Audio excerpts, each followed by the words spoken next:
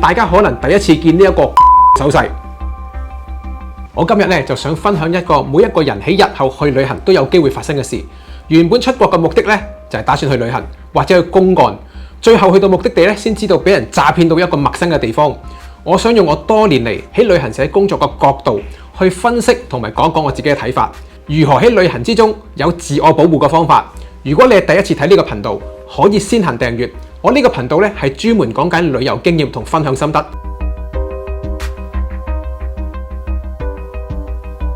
大家好，我係左庸，我就分咗呢8大自我保護方法。事不宜遲，正式開始。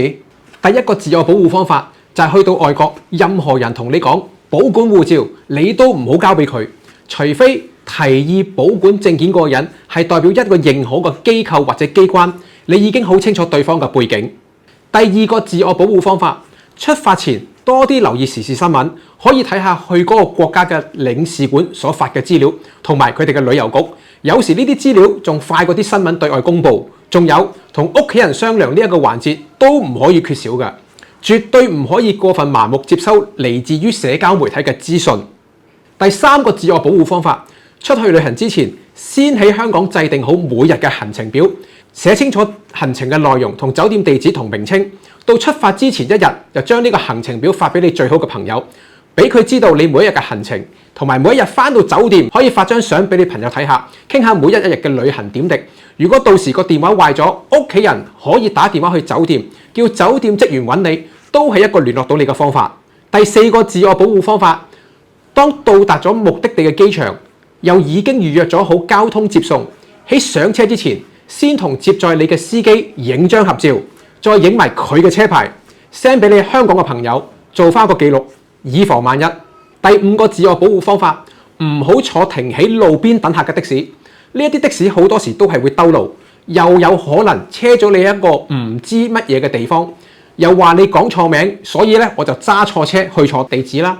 呢一啲的士司機其實好多蠱惑招數嘅，只係講價唔用咪錶，但如果用咪錶，佢哋都會攞塊布冚住個咪錶。其實個咪錶之前已經係咁跳錶噶啦，當你落車嗰一刻先知道車費原來係咁貴嘅。但又唔好貪平喎，走去坐一啲有人兜搭嘅交通工具。呢啲車真係有機會唔知車咗你去邊度嘅，所以坐交通工具一定要知道點樣安排。第六個自我保護方法，旅行期間唔好穿金戴銀，唔好着得太過富貴，盡量避免晚上單獨約會，尤其是喺當地初相識嘅俊男美女邀請你到娛樂場所玩。如果真係拒絕唔到，有人約你去飲酒，可以叫佢哋喺酒店裏邊嘅酒吧度飲，因為地方品流冇咁複雜。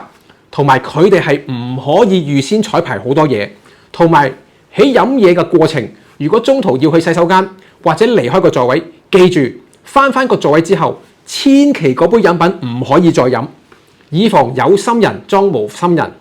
第七個自我保護方法，有一段時間好流行呢個迷魂煙，尤其是喺酒店出邊等候目標人物，專揀啲戴名貴手錶、金鏈，睇上嚟係好有錢嘅人。突然之間有個人走嚟問路，佢又話幫你影相啊，又同你傾偈啊。最主要咧，佢就行到好近同你傾偈嘅。佢個口裏邊咧預先含咗一啖迷魂煙。過咗幾分鐘之後咧，你就會意識模糊、神志不清。當你起身嘅時間，已經發現咗身上所有貴重嘢唔見晒啦。如果喺旅行嘅時間聞到啲特別嘅味道，應該閉氣，快速咁離開呢個地方。之後就大量咁飲清水。如果陌生人、初相識嘅人，佢主動俾包煙你食，記住唔可以攞嚟食。出去玩最好就係2、3個一齊行，有照應。第8個自我方法就係有啲環境你係唔可以出聲講嘢，但係你又唔知點樣將呢件事同身邊嘅人講幫你喎。喺呢一刻你應該要做一個手勢，鏡頭前面大家可能第一次見呢一個求救手勢。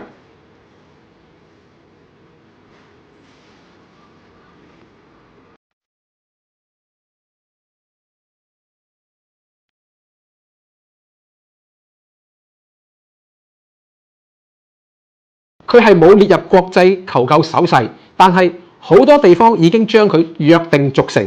大家記住學識佢。有一日喺街上有人向你做呢個手勢，你就會明白咩意思。又或者自己有一日身陷險境，你做咗呢個手勢，街上嘅人見到都知你出問題，都會幫手報警。會將旅行分成幾種，一種係自己安排，意思咧就係由買機票、訂酒店，所有嘅安排都係自己一手一腳包辦，自己策劃嘅旅行，被人賣豬仔嘅機會就少之又少。但係你喺網上認識咗一個你認為好啱傾嘅朋友，佢約你去外國度見面，之後再一齊去玩，就要小心啲同埋加倍留意啦。呢一個真係防不勝防㗎。如果當見面嘅時候，佢仲好熱情同你講，當地好多小偷㗎，如果你俾人偷咗本護照咧，你就好麻煩㗎。你又人生路不熟喎，不如咁啦，你將本護照交俾我，我幫你保管，咁之後我哋一齊玩，你咪放心啲，我又放心啲咯。喺呢一刻，記住護照千祈唔可以交俾任何人手上。聽到呢度，大家有冇發現到而家有好多人寧願信網上認識嘅人同埋資訊，都唔信屋企人。出發前要聽父母同長輩嘅話，但到最後發生咗，先明白呢一句說話嘅意思。我都想借住呢一個時候講一講，而家時下嘅人係點樣認識朋友嘅，同用咩方法。社交媒體嘅影響力就越嚟越大，成為咗好多人認識新朋友嘅主要方法。喺平台上面想認識朋友嘅人，通常咧佢係透過人哋嘅文字啦、故事同埋呢一個貼文嚟快速咁判斷一個人嘅性格同埋價值觀嘅。只需要10零分鐘，甚至係一張相，就能夠讓某一啲人對你產生咗初步嘅印象。喺大部分嘅情況下咧，呢一啲印象往往都係正面嘅。但有立心不良嘅人咧，專門展示自己精心策劃嘅生活，滿滿嘅幸福感，要俾人感覺到佢係好識享受嘅。設定咗一個好人假象，呢一種表面嘅光鮮，背後可能係一種掩飾，實質上背後有其他嘅計劃。我想強調，以社交媒體呈現，有時候只係用嚟做吸引人嘅工具。有啲人會利用呢一種方法，慢慢接近你，無緣無故咧關心你同仰慕你嘅，令你放低戒心，跟住開始咧就喺你身上獲取金錢同埋其他利益嘅。佢哋可能咧會以朋友嘅身份出現，令你感覺親近，最後嘅套路咧都係只想利用你，用你嘅信任同善良。所以當自己去旅行嘅時候，想用社交媒體認識世界各地嘅朋友，應該保持警惕，唔好輕易相信呢一啲表面光鮮嘅包裝。我哋需要更深層次去了解對方，而唔係麻木只係睇社交平台展示嘅生活。往往詐騙到其他地方嘅人，其實佢哋都有相同嘅經歷，仲有部分嘅人係受到高薪聘請廣告而受騙嘅。唔需要工作經驗，只需要熟人介紹，邀請你哋過去嘅人，仲會提出我哋賺夠啦，我想俾多啲唔同地方人去賺。上咗軌道之後，我哋仲會幫你出錢。